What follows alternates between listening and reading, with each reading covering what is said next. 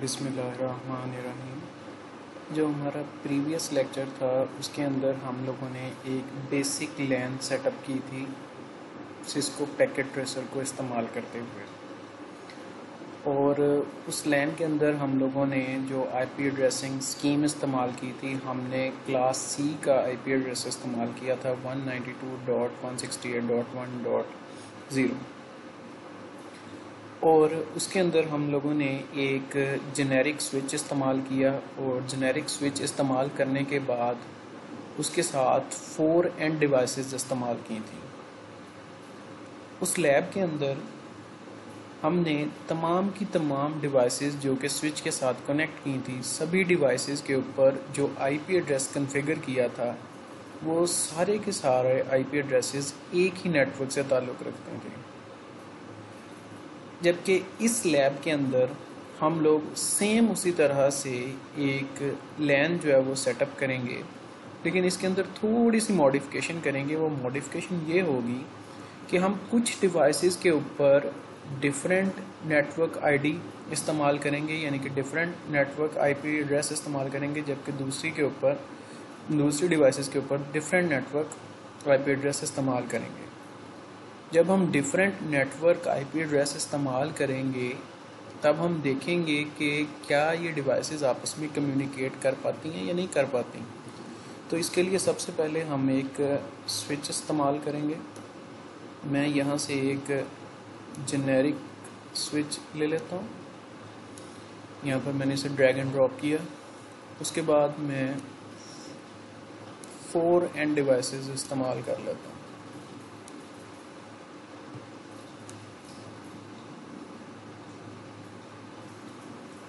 अब मैं केबल इस्तेमाल करूँगा और यहाँ पर मैं स्ट्रेट केबल इस्तेमाल करूँगा, लेकिन स्ट्रेट केबल इस्तेमाल करने से पहले मैं यहाँ पर स्विच की जो एम्प्टी पोर्ट्स हैं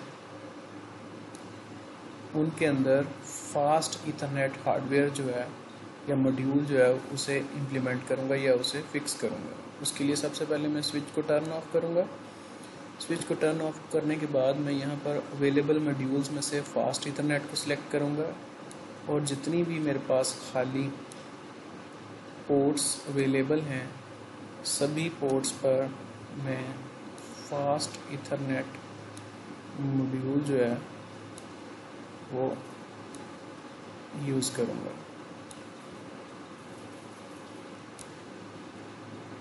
उसके बाद मैं स्विच को टर्न ऑन कर दूँगा।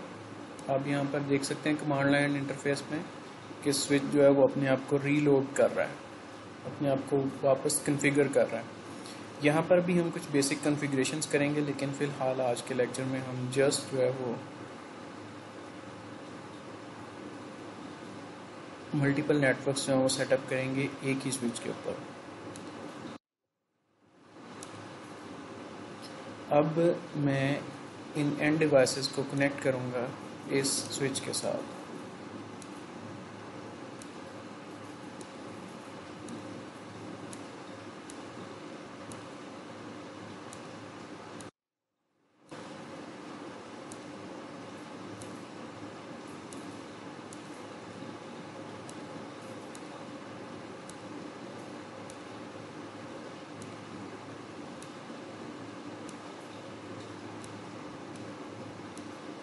आप देख सकते हैं कि मैंने यहाँ पर 4 एंड डिवाइसेस जो हैं इस एक स्विच के साथ कनेक्ट कर दी, और हमारा जनरल कंसेप्ट यही होता है कि एक स्विच के साथ जितनी भी डिवाइसेस कनेक्ट होती हैं वो सभी की सभी एक ही लैन का हिस्सा होती हैं। ये कंसेप्ट किसी हद तक ठीक है, लेकिन हम एक ही स्विच के ऊपर डिवाइसेस जो कनेक्ट हैं उन्हें मल्टीपल नेटवर्क्स का हिस्सा भी बना सकते हैं।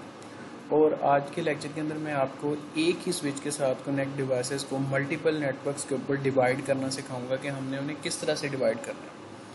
यहाँ पर मैं दो आईपी एड्रेसेस जो हैं उन्हें इस्तेमाल करूँगा। एक मेरे पास होगी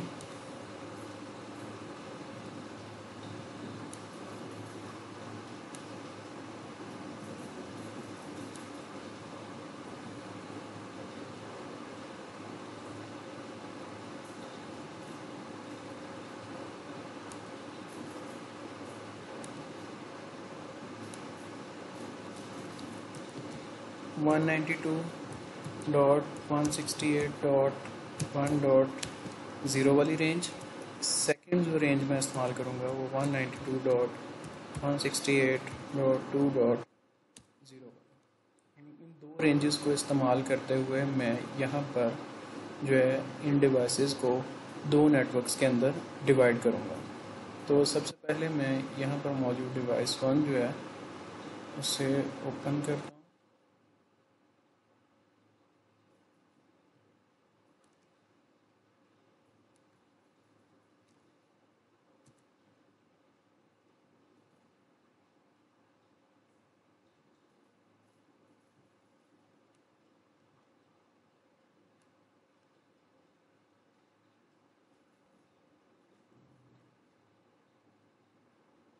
मैंने उस एंड डिवाइस को सिलेक्ट किया और उसके बाद डेस्कटॉप को ऑप्शन सिलेक्ट किया। यहाँ पर आईपी कॉन्फ़िगरेशन और यहाँ पर मैं 192.168.1.1 लिख देता हूँ।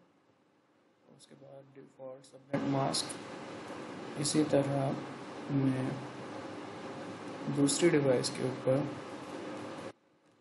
192.168.1.2 लिख देता हूँ और यहाँ पर दूसरी डिवाइस के ऊपर मैंने सेम जो है नेटवर्क से ताल्लुक़ रखने वाले या सेम रेंज रखने वाले आईपी एड्रेसेस जो हैं वो कॉन्फ़िगर कर दिए हैं इन दो एंड डिवाइसेस के ऊपर।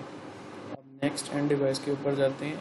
यहाँ पर मैं एक डिफरेंट रेंज जो है वो इस्तेमाल करता हूँ 192.168.2.1। यहाँ पर आप देख सकते हैं कि ये 192.168.2 जो है ये एक डिफरेंट नेटवर्क है, क्योंकि सी क्लास के अंदर पहले 3 ऑक्टेट्स जो हैं वो एक नेटवर्क को रिप्रेजेंट करते हैं। अगर तो यहाँ पर भी 1 मौजूद होता तो उस सूरत में ये वाली डिवाइस भी उसी नेटवर्क से ताल्लुक़ रखती है जिससे पहली 2 डिवाइसेस जो हैं वो ताल्लुक़ रखती हैं। लेकिन लास्ट वाले ऑक्टेट के अंदर यानी थर्ड ऑक्टेट के अंदर जो है वैल्यू डिफरेंट है, जो इस चीज़ को इंडिकेट करती है कि ये वाली डिवाइस जो है एक सेपरेट नेटवर्क से ताल्लुक़ रखती है। और उसके बाद इसका सबनेट मास्क। इसी तरह हम फोर्थ डिवाइस के ऊपर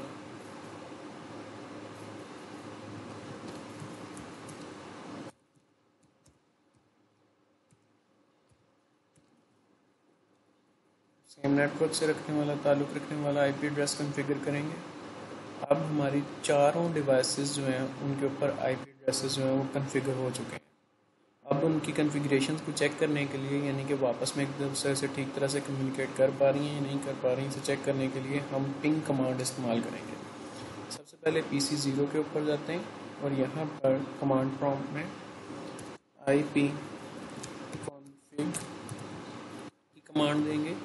जैसे ही IP config की कमांड देंगे तो आपको फौरी तौर पे इसकी डिटेल्स मिल जाएंगी, यानी इस डिवाइस के ऊपर IP वर्जन 6 क्या है, IP एड्रेस कौन सा मौजूद है, इसका सबनेट मास्क क्या है, इसका डिफ़ॉल्ट गेटवे क्या है। फ़िलहाल जो है हमें सिर्फ इससे कंसर्न है IP एड्रेस। ये IP एड्रेस तो इस डिवाइस का बज़ाते खुद है। अब हम इसके साथ बिल्कुल नेबर में जो दूसरी डिवाइस मौजूद है उसके साथ कम्युनिकेट करवाना चाहते हैं इसे, तो हम पिंग कमांड इस्तेमाल करेंगे और उस डिवाइस का IP एड्रेस प्रोवाइड करेंगे जिसके साथ हम इसे कम्युनिकेट करवाना चाहते हैं। इसी नेटवर्क के ऊपर मौजूद दूसरी डिवाइस का IP एड्रेस था 192.168.1.2, जबकि इसका अपना IP एड्रेस है 192.168.1.1। अब मैं पिंग कमांड जो है उसे एग्जीक्यूट करता हूँ या उसे रन करता हूँ। मैं पिंग कमांड लिखने के बाद एंटर प्रेस करूँगा।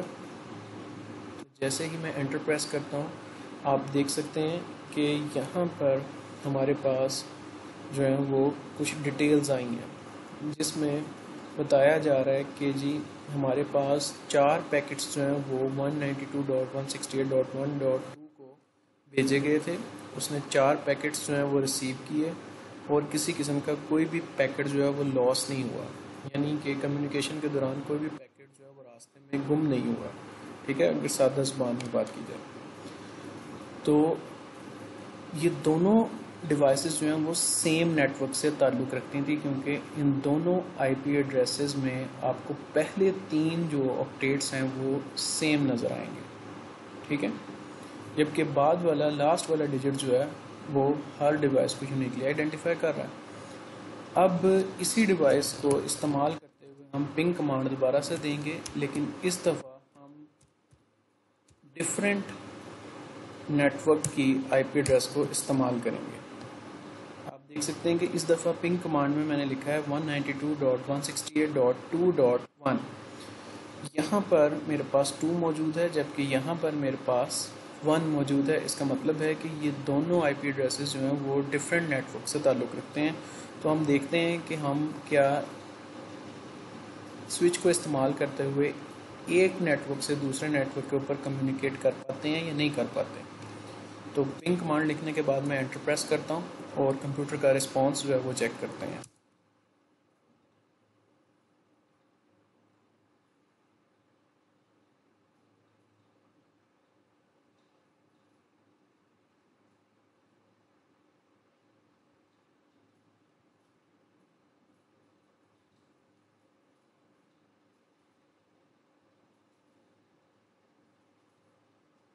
आप देख सकते हैं कि आपका कंप्यूटर जो है पैकेट्स भेज रहा है, लेकिन उसके जवाब में आपको रिक्वेस्ट टाइम आउट का जो है वो मैसेज मिल रहा है। इसका मतलब है कि आपका कंप्यूटर जो है वो मैसेज तो भेज रहा है और वो मैसेजेस जो है वो स्विच तक पहुंच भी रहे हैं, लेकिन स्विच जो है उन्हें एक नेटवर्क से दूसरे नेटवर्क के ऊपर जाने नहीं दे रहा। इसकी रीज़न ये है कि दोनों आईपी एड्रेसेस जो है वो डिफरेंट नेटवर्क से ताल्लुक़ रखते हैं। इसका यहाँ पर आप देख सकते हैं स्टैटिस्टिक्स के अंदर 4 पैकेट भेजे गए और दूसरी डिवाइस ने कोई भी पैकेट रिसीव नहीं किया और 4 के 4 पैकेट्स जो हैं वो लॉस हो गए, यानी कि उन्हें ड्रॉप आउट कर दिया गया स्विच की जानिब से। अब क्योंकि ये दोनों डिवाइसेस जो हैं वो डिफरेंट नेटवर्क से ताल्लुक़ रखती थी, इसलिए ये आपस में कम्युनिकेट नहीं कर पाई।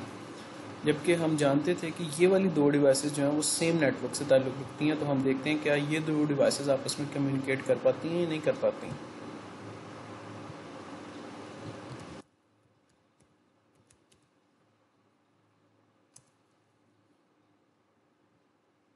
ये इस डिवाइस का आईपी एड्रेस और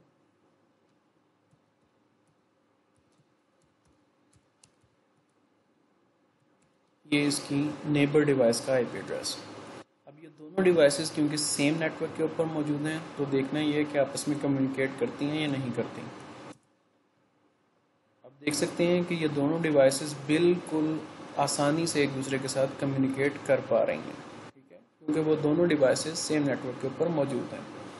तो कोई सी 2 डिवाइसेस सिर्फ तब ही आपस में कम्युनिकेट कर पाती हैं किसी भी लोकल एरिया नेटवर्क के अंदर जब वो सेम नेटवर्क के ऊपर मौजूद हों। और ये हरगिज़ भी लाजमी नहीं है कि एक ही स्विच से ताल्लुक़ रखने वाली तमाम डिवाइसेस जो हैं, यानी एक ही स्विच से कनेक्टेड डिवाइसेस जो हैं वो एक नेटवर्क के ऊपर मौजूद हों। आप लोग इस एग्जाम्पल के अंदर अच्छी तरह से देख चुके हैं। उनका आईपी एड्रेस ही इस बात का तयन करता है कि वो किस नेटवर्क से ताल्लुक़ रखती हैं, किस नेटवर्क के ऊपर जो है वो डाटा को सेंड कर सकती हैं और किस नेटवर्क से डाटा को वापस रिसीव कर सकती हैं। अलबत्ता ऐसा हरगिज़ भी जो है वो नामुमकिन नहीं है कि एक स्विच जो है वो 2 डिफरेंट नेटवर्क्स के ऊपर डाटा को ट्रांसफ़र नहीं कर पाएगा। अगर हम यहाँ पर एक राउटर को कनेक्ट कर देते हैं तो ये डिवाइसेस जो हैं जो कि डिफरेंट नेटवर्क के ऊपर मौजूद हैं और ये वाली डिवाइस के ऊपर मौजूद हैं, ये भी आपस में एक दूसरे के साथ कम्युनिकेट कर पाएंगे। तो वो नेक्स्ट किसी लैब के अंदर इंशाल्लाह ताला मैं आप लोगों को 2 डिफरेंट नेटवर्क्स को स्विच के ज़रिए और स्विच और राउटर के कम्बिनेशन के ज़रिए आपस में कम्युनिकेट करना जो है वो सिखाऊंगा। फ़िलहाल आप लोगों ने अपनी प्रैक्टिस के लिए क्या करना है कि आप लोगों ने एक स्विच लेना है और स्विच के साथ आप लोगों ने कम से कम 8 एंड डिवाइसेस इस्तेमाल करनी है। 8 एंड डिवाइसेस को स्विच के साथ कनेक्ट करना है और हर 2 डिवाइसेस के ऊपर आप लोगों ने एक सेपरेट नेटवर्क जो है वो क्रिएट करना है। और सेपरेट नेटवर्क क्रिएट करने के बाद आपने जो डिवाइसेस एक नेटवर्क के ऊपर मौजूद होंगी उन्हें आपस में कम्युनिकेट करवा के चेक करना है। और इसके अलावा जो डिवाइसेस सेम नेटवर्क के ऊपर नहीं भी मौजूद होंगी उन्हें भी आपस में कम्युनिकेट करवा के चेक करना है, देखना है आया वो आपस में कम्युनिकेट करती हैं या नहीं करती। ओके, ये आप लोगों की असाइनमेंट है जो आप लोगों ने करके देखनी है। इंशाल्लाह ताला नेक्स्ट लेक्चर के अंदर नेक्स्ट टॉपिक जो है वो डिस्कस करेंगे।